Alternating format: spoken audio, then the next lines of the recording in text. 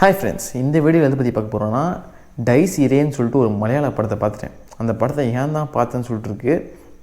இது வந்து ஹாட்ஸ்டாரில் வந்து போட்டிருக்காங்க.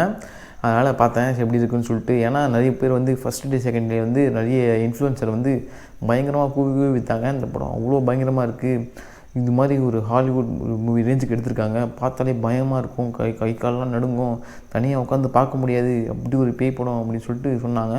ஸோ எல்லோரும் வந்து அவ்வளோ பயங்கரமாக இருக்கும் போல் அப்படின்னு சொல்லிட்டு போய் பார்த்தா, இந்த படத்தில் ஸ்டார்டிங்லேருந்து எண்டிங் வரைக்கும் இதுதான் கதை உங்களால் சொல்லவே முடியாது. இதுக்கு தான் அந்த பேய் கொள்ளுதுன்னு சொல்ல முடியாது, அது பேயினே உங்களால் சொல்ல முடியாது. இது என்னடா கன்றாவி அப்படின்ற அளவுக்கு தான் இருக்கும் உங்களுக்கு பார்க்கும்போது. ஆனால் இந்த ஒரு படத்தை வந்து எப்படி வந்து மோகன்லால் பையன் வந்து இதை படத்தை பண்ண ஒத்துக்கினாருன்னு சொல்லிட்டு தெரியல. சம்மந்தமே இல்லாமல் இருக்கும். அந்த பொண்ணு எதுக்கு செத்துச்சுன்னு தெரியாது, அதை பேய் அவர் பொண்ணுன்னு நினச்சிட்ருப்பீங்க. அது ஒரு ட்விஸ்ட்டு, அது கன்றாவியான ட்விஸ்ட்டு. அந்த ட்விஸ்ட்டு எதுக்கு வச்சுருக்காங்க, எதுக்கு அவங்க சாகுறாங்க, எதுக்கு இவன் செத்தான், அப்புறம் எதுக்கு ஹீரோவை தோற்றுறாங்க, அப்புறம் அந்த தங்கச்சி இந்த பேயானான்னு சொல்ல முடியாது, ஆனால் கிட்டத்தட்ட பேயான அந்த பொண்ணோட தம்பி வந்து எதுக்கு அவன் அக்காவே இப்படி மேலேருந்து பில்டிங் மேலேருந்து தள்ளி கொண்டிருப்பான். இந்த சீன் நிறைய பேர் பார்த்துருப்பீங்க இன்ஸ்டாகிராமில்.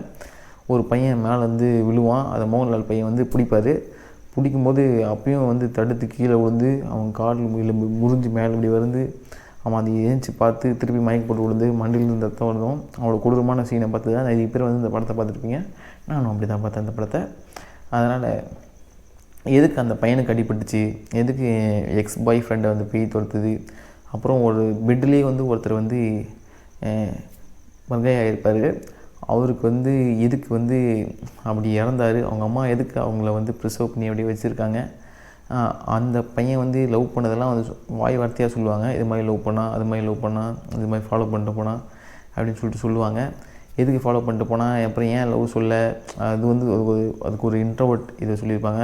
அவனுக்கு வந்து தைரியம் இல்லை சொல்கிறதுக்கு, சொல்லாமலேயே அவனுக்கு வந்து சில நோய் வந்து அவன் இறந்துட்டான், அவன் வந்து அவங்க மேலே ரொம்ப ஆசையாக இருந்ததுனால அந்த இதெல்லாம் போட்டு விட்டோம் அப்படின்னு சொல்லிட்டு என்னென்னவோ கதை போவோம்.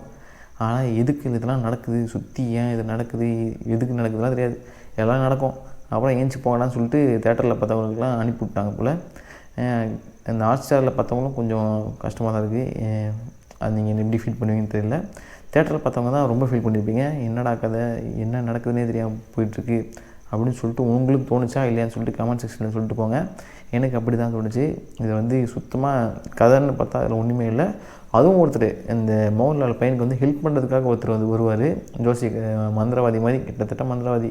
இது எல்லாமே கிட்டத்தட்ட அப்படி தான் இருக்கும். அவங்க அதுதான் இதுதான் சொல்லிட்டு கன்ஃபார்மாக சொல்ல மாட்டாங்க. கன்ஃபார்மாக சொன்னால் போட்டு நீங்கள் அடிச்சிருவீங்க, என்னடா அது இப்படி சொல்லிவிட்டு இல்லை அவங்களாம் அதுக்கு மாதிரி இல்லையே அப்படின்னு சொல்லிட்டு. அதனால் எல்லாமே ஒரு மாதிரி இப்படி இது மாதிரி இருப்பாங்க, அது மாதிரி இருப்பாங்கன்னு சொல்லிட்டு குத்துமதிப்பாக எல்லாத்தையும் சொல்லி இந்த படத்தையே முடிச்சுட்டாங்க.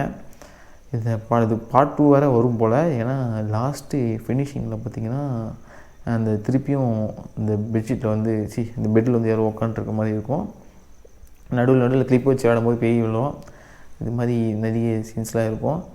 இந்த படத்தை வந்து எவ்வளோ ரேட்டிங் கொடுப்பீங்கன்னு சொல்லிட்டு நீங்கள் சொல்லுங்கள். நான் வந்து கண்டிப்பாக ரேட்டிங்கே கொடுக்க மாட்டேன்.